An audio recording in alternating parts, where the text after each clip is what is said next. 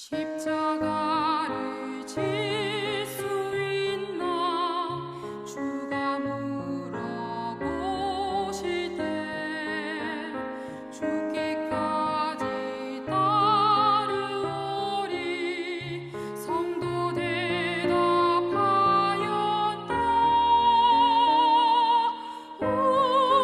우리의 심령 주의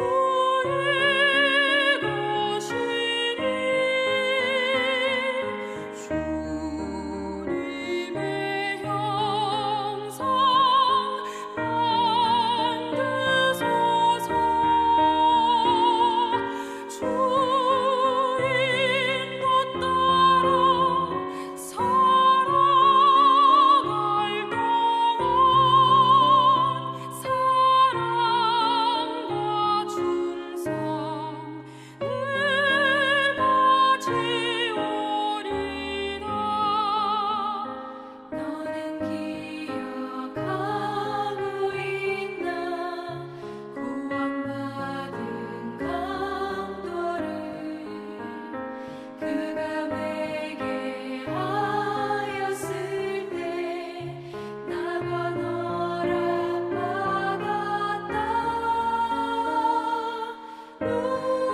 우리의 심령 주의 것이니 주님의 형상 만드소서 주 인도 따라 살아갈 동안 사랑과 충성 늘 바치오리다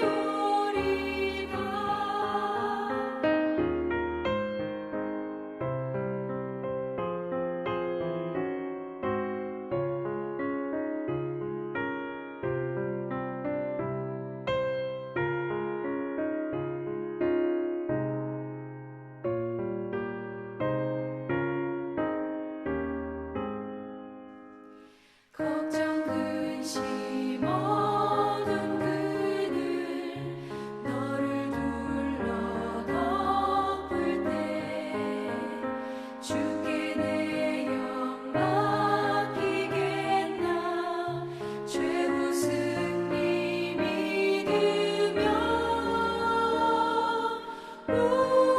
우리의 심령 주의 것이니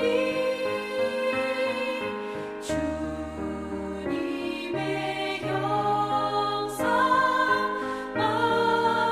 만드소서 주 인도 따라 살아갈 동안 사랑과 충성 늘 바치오리다 이런 일 다 할 수 있나 주가 물어보시네 용감한 자 바울처럼 선뜻 대답하리라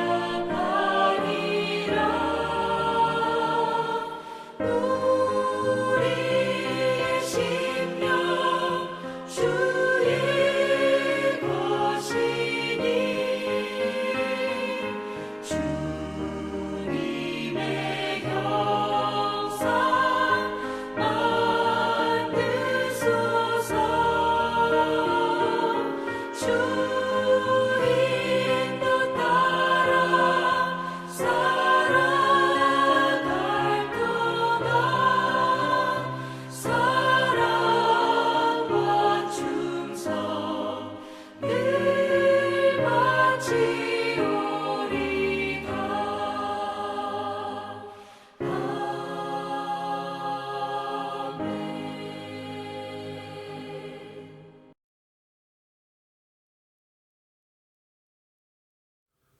네, 여러분 반갑습니다. 오늘 하나님의 말씀은 사도행전 16장 11절부터 15절 말씀입니다. 사도행전 16장 11절부터 15절 말씀 제가 읽도록 하겠습니다. 우리가 드로아에서 배로 떠나 사모드라게로 직행하여 이튿날 네아폴리로 가고 거기서 빌립보에 이르니 이는 마게도냐 지방의 첫 성이요 또 로마의 식민지라.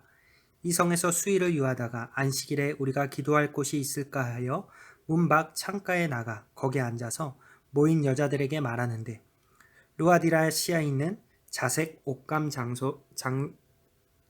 장사로서 하나님을 섬기는 루디아라 하는 한 여자가 말을 듣고 있을 때 주께서 그 마음을 열어 바울의 말을 따르게 하신지라. 그와 그 집이 다 침례를 받고 우리에게 청하여 이르되 만일 나를 주 믿는 자로 알거든 내 집에 들어와 유하라 하고 강권하여 머물게 하니라. 아멘. 여러분 혹시 사람은 무엇으로 사는가 라는 소설을 읽어본 적이 있으십니까? 러시아의 문호 톨스토이가 쓴 단편 소설인데요. 이 책을 보면 두 편의 이야기가 나옵니다. 그 중에 두 번째 내용, 사랑이 있는 곳에 신이 있다라는 이야기는 이런 내용입니다. 창문이 하나밖에 없는 지하실의 작은 방에서 구두를 만드는 이 마틴이라는 사람은 부인과 아들을 모두 잃고 고통 가운데 살고 있었습니다. 그러던 어느 날 성지순례를 하던 고향 노인을 만나서 자신의 푸념을 늘어놓던 중에 성경을 읽으라는 권면에 따라서 성경을 읽기 시작합니다. 성경 읽기에 푹 빠져 살던 이 마틴은 누가복음 6장에서 7장을 읽다가 깜빡 잠이 들었고 그때 한 음성을 듣게 됩니다. 마틴, 내일 창문 너머 길을 보아라. 내가 갈 터이니 라는 음성을 듣게 되죠. 그때부터 창문 너머를 보면서 주님을 기다렸지만 주님은 오시지 않았습니다.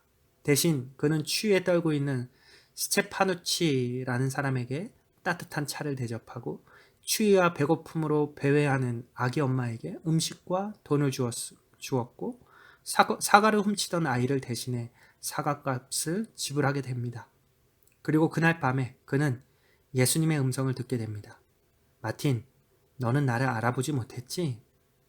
이 예수님은 오늘 마틴이 만나고 도와줬던 사람들을 한 명 한 명 떠올려 주시면서 이렇게 말씀하십니다. 그가 나였다. 그것도 나였어. 사도행전에는 예수님을 만나고 거듭난 바울이 복음을 전하는 선교 여행의 이야기가 나옵니다. 오늘 본문은 바울이 두 번째 떠나는 선교 여행 중 하나입니다. 바울은 아시아로 복음을 전하기 위해 방향을 잡았지만 성령님은 바울에게 아시아가 아닌 유럽으로 방향을 바꾸게 하십니다. 그래서 바울은 순종하고 바다를 건너 유럽, 즉 마게도냐로 건너왔고 첫 번째 도시 빌립보에 도착합니다. 이곳에서 며칠을 머물다가 안식일이 되자 기도할 곳을 찾아 강가로 갑니다.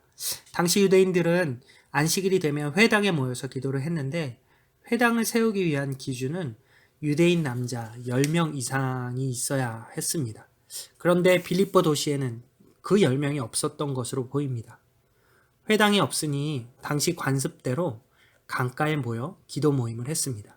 그래서 바울은 강가로 갔습니다. 그런데 그곳에서 예상치 못한 사람을 만나게 되지요. 바로 본문에 나오는 루디아라는 여인이었습니다.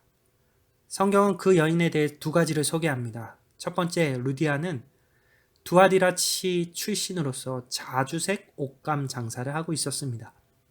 당시 자주색은 아주 귀한 염료였기 때문에 왕이나 상당한 부자들만 구할 수 있었습니다. 그래서 자주색 옷감 장사는 많은 돈을 벌 수 있었습니다. 즉 루디아는 당시 성공한 여성 사업가였던 것이죠. 두 번째, 이 루디아는 하나님을 섬기는 사람이었습니다. 본문에는 하나님을 어떻게 섬겼는지 그 내용은 나오지 않았지만 하나님을 알고 믿고 있었습니다. 그런데 그날 강가에서 루디아는 바울을 만나게 된 것이죠. 그리고 바울이 전한 복음을 듣게 되었습니다. 더 놀라운 사실은 그날 복음을 듣는데 주께서 루디아의 마음을 열어서 복음을 듣고 깨닫게 해주셨습니다. 그래서 루디아는 예수님을 믿고 따르는 제자가 되었고 그녀의 삶에 두 가지 큰 변화가 일어났습니다. 그 첫 번째는 루디아는 가족을 영적으로 섬겼습니다. 본문을 보면 루디아는 가족들과 함께 침례를 받았다고 나옵니다. 우리 15절 말씀 전반부의 말씀을 한번 보겠습니다. 그와 그 집이 다 침례를 받고 이렇게 기록되어 있습니다. 이 말은 루디아가 가족들에게 복음을 전하고 함께 침례받았음을 의미합니다. 즉 루디아는 가족들에게 복음을 전함으로써 가족들의 영적 피로를 채워주었습니다. 이것이 가족들을 영적으로 섬긴 구체적인 모습입니다. 둘째로 루디아는 바울 선교팀을 섬겼습니다. 본문을 보면 루디아는 바울에게 내 집에 들어와 머물라고 말합니다.